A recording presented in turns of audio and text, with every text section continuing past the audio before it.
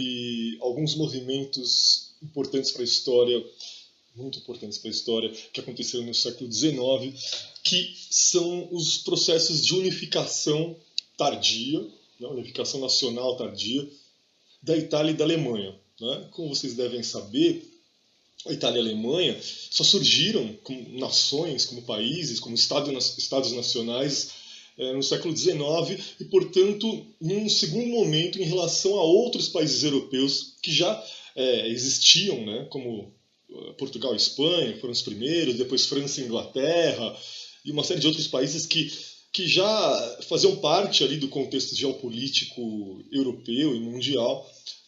E só no século XIX é que apareceram Itália e Alemanha. Vamos entender como que isso aconteceu.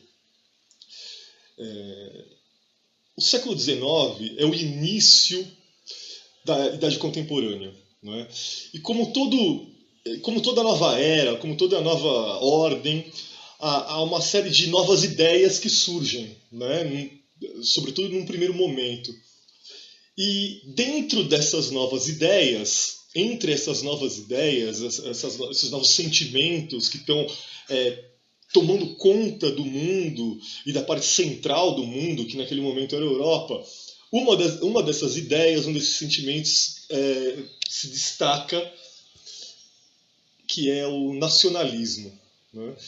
O nacionalismo, que é aquela ideia de pertencimento a um povo, né? Aquela ideia de que uma cultura e um povo deve ter o seu espaço geográfico garantido, o seu estado, né?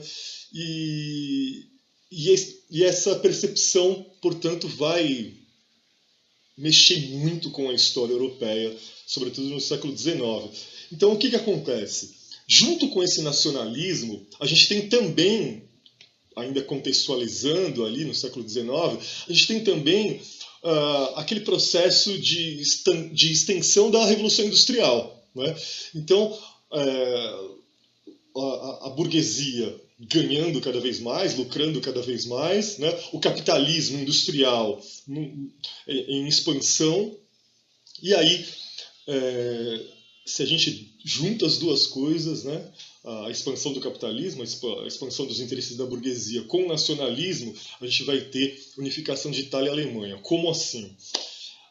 Tanto a unificação da Itália como a unificação da Alemanha, elas são movidas por esse sentimento nacionalista, né, de busca de uma unidade nacional, e são movidas também pelo interesse das respectivas burguesias mais poderosas na Península Itálica e na região de cultura germânica na Europa Central. No caso da unificação italiana, a burguesia industrial, né, do norte, sobretudo da região do Piemonte e também da Sardenha, ela vai buscar empreender esse interesse, né, de criar uma nação italiana, porque faz parte dos desejos da burguesia uma ampliação de mercados consumidores, né? E uma facilitação, né, nesses procedimentos comerciais que um país unificado oferece, né? E uma série de reinos ali divididos por questões linguísticas ou por questões monetárias, né? Que tipo de moeda que eles usam, sistemas decimais, sistemas métricos. Se não há uma unidade nisso tudo, o comércio fica em parte, pelo menos em parte, comprometido, né? Então a burguesia do norte da Itália vai abraçar a causa nacionalista, a causa da unificação, para ampliar os seus mercados consumidores, né? Os mercados consumidores dos seus produtos industrializados lá no Piemonte e na Sardenha. E aí surgem, né, vamos falar primeiro da Itália então, surgem alguns movimentos nacionalistas, não só ligados à burguesia, mas ligados também às populações mais simples, aos camponeses e tal, e movimentos em vários pontos do território que posteriormente vai dar origem à Itália, né, em vários pontos da Península Itálica, e movimentos de vários matizes ideológicos, quer dizer, de várias naturezas políticas, mas que em comum têm essa pretensão da unidade, né, da formação da nação italiana na Península Itálica. Acontece que a Itália até então, até o século XIX, era uma série de reinos, né, independentes ou semi-independentes, né, fortemente influenciados por países vizinhos, sobretudo pela França e mais ainda pelo Império Austro-Húngaro, né, que era uma potência na Europa Central até a Primeira Guerra Mundial. E essas potências, França e Império Austro-Húngaro, claro que ao ter essa influência sobre esses pequenos reinos na Península Itálica, vão se opor à unificação italiana. Não é? Só que esse movimento de unificação italiana ele vem com muita força, né? E bancado por essas burguesias locais, e aí acontece o inevitável, né? O interesse da burguesia, de parte da burguesia italiana, contra o interesse da Áustria, da França, mas principalmente da Áustria, né? Esse conflito de interesses acaba gerando uma guerra, né? Em meio ao processo de unificação desses reinos, tal. Uma série de reinos que havia ali na Península Itálica. Né? Tem nome de pizza, né? Módena, que mais? Enfim, um monte de reino com nome de pizza, né? Quatro queijos, frango com catupiry, Parma, né? Todas essas regiões que a gente ouve falar por aí eram reinos independentes, e Toscana, né? Parece tudo nome de pizza. E aí eram influenciadas pela Áustria-Hungria principalmente. Né? A Áustria-Hungria tinha quase que um domínio sobre esses pequenos reinos e vai se opor à unificação italiana, porque a unificação italiana representa uma ameaça ao poder geopolítico da Áustria, né? Naquele momento ali. Só que aí a Itália consegue se impor, né? A unidade italiana, a nação italiana consegue se impor diante da Áustria. E aí é um passo extremamente significativo rumo a essa unidade pretendida pela maioria dos italianos naquele momento. Né? E o último ponto para a unidade italiana aconteceu depois da formação, né, da nação italiana. Ó, esse processo de unificação italiana, eu esqueci de dizer, mas a gente pode colocar aí que ele aconteceu entre 1815 e 1870. Foi um processo longo, portanto. Né? Um processo longo que envolveu guerras, como eu acabei de dizer. E ele se concretizou em 1870. Porém, uma parte importante da nação italiana, mesmo depois de concretizada essa unificação, ela ainda não estava dentro da nação italiana, ainda não era parte, né, oficial da Itália, que eram os chamados estados papais, né, aquela região de Roma e adjacências. Né? E aí, só com Mussolini, né, já no século XX, portanto, que a nação italiana consegue incorporar os tais estados papais, né, dessa região central aí, dentro da nação. Né? E como que isso aconteceu? Um acordo, né, uma indenização. A Itália pagou uma indenização para o Vaticano, né, para o Papa, e aí a Itália conseguiu ter aquele território que a gente conhece, né, em toda a Península Itálica. Né? Esse acordo com a Igreja é conhecido como Tratado de Latrão, né? Foi assinado já por Mussolini no século XX. Então, unificação italiana, interesse da burguesia, nacionalismo, né, como força motriz importantíssima do século XIX, e um processo que durou aí entre 1815 e 1870, e que tem aí essa cereja no bolo já nos primeiros anos do século XX, com a incorporação dos territórios papais, dos estados papais, que eram até então comandados pela Igreja. Aí a gente fala um pouquinho então da unificação alemã, que é muito parecida com a unificação italiana, né? Só mudou os líderes, basicamente, o nome das pessoas que fizeram essa história, mas as motivações por trás, os fatores envolvidos são os mesmos. Né? Na unificação italiana a gente tem lá o Garibaldi, né, que todo mundo já ouviu falar, que é um dos líderes desse processo. Na unificação alemã a gente tem outros líderes, tipo Otto von Bismarck. Né? Muda o nome dos lugares. Né? Na Itália tem lá Parma, Módena, Toscana, todo aquele monte de pizza, né? Aqueles territórios com nome de pizza. mussarela, meia calabresa, meio alite. E na Alemanha são outros nomes, né? Outro nome de cerveja, Bavária, Baviera, Boêmias, né? Pizza e cerveja. E a unificação alemã, a gente tem uma data pontual aí, né? 1871. Embora também tenha sido um processo, mas há uma data oficial de formação da Alemanha, né? 1871. Não foi aquela coisa tão gradual como a gente tem registrado para a história italiana.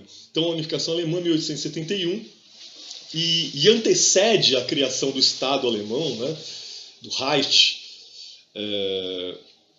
uma confederação germânica. Quer dizer, uma união, mais ou menos, né, de 39 estados independentes, reinos e ducados ali na Europa Central, né, de cultura germânica, de língua alemã, mas independentes, né? Ou semi-independentes, né? Que, assim como os territórios lá na Península Itálica, sofriam uma forte influência de países vizinhos, né? Da Áustria-Hungria, o Império Austro-Húngaro, até da Dinamarca, da própria França, né? Então eram reinos ali e ducados semi-independentes que compunham a tal da Confederação Germânica, que era só uma união no papel, né? Na prática não havia interconexão entre esses 39 estados, quase que nenhuma, né? Aí, depois dessa confederação alemã de 39 estados independentes, que quase que não tinha vínculo entre si, há um segundo passo no sentido da unificação, mas ainda não é a unificação, ainda não é a formação do Estado alemão, é só um segundo passo que vai culminar com essa unificação. Esse segundo passo é chamado de Zollverein, ou em alemão, Zollverein! E o Zollverein é um mercado comum, né? Tipo um mercado, o Mercosul aqui, ou o mercado comum europeu, né? A União Europeia, é isso, né? Um mercado comum formado por aqueles 39 estados germânicos na Europa Central, né? Não é um país. Como o Mercosul não é um país, como a União Europeia não é um país. É uma união aduaneira, quer dizer, não há barreiras alfandegárias entre um Estado e outro, entre um ducado e outro, um reino e outro, né? Esse Zollverein, ele vai ser um estímulo ao capitalismo, né? Porque vai facilitar a circulação de mercadorias, né? Portanto, vai facilitar a produção de mercadorias e o consumo dessas mercadorias. A expansão do capitalismo pela Europa Central, nessa região germânica. Tá? Aí,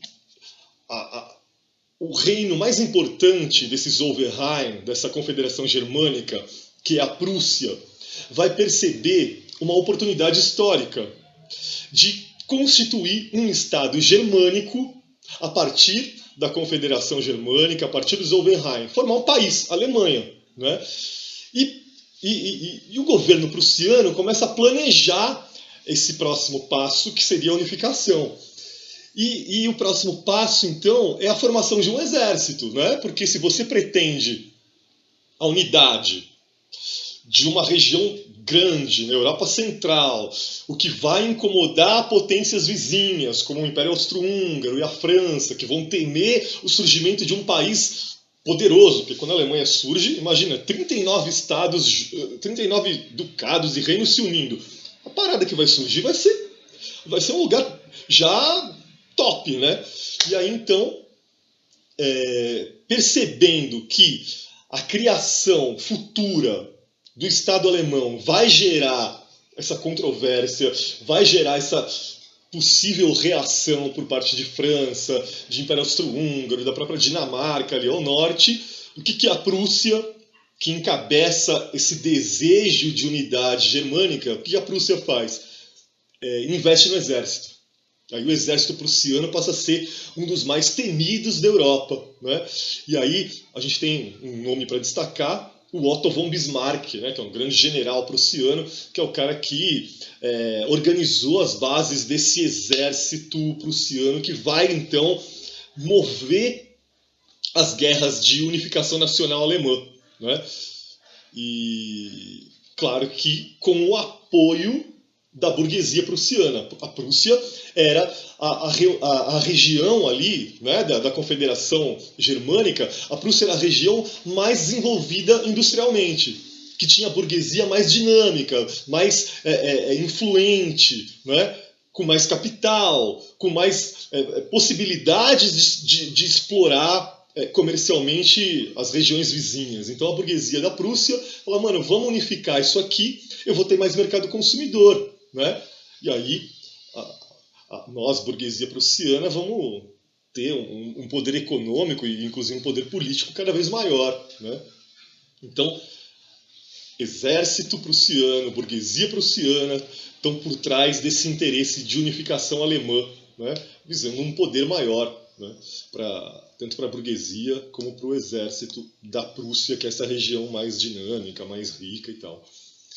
E aí começa a acontecer esse processo de unificação, né? Assim como aconteceu na Itália. Anexa um reino aqui, outro ali, e vai acontecendo, né?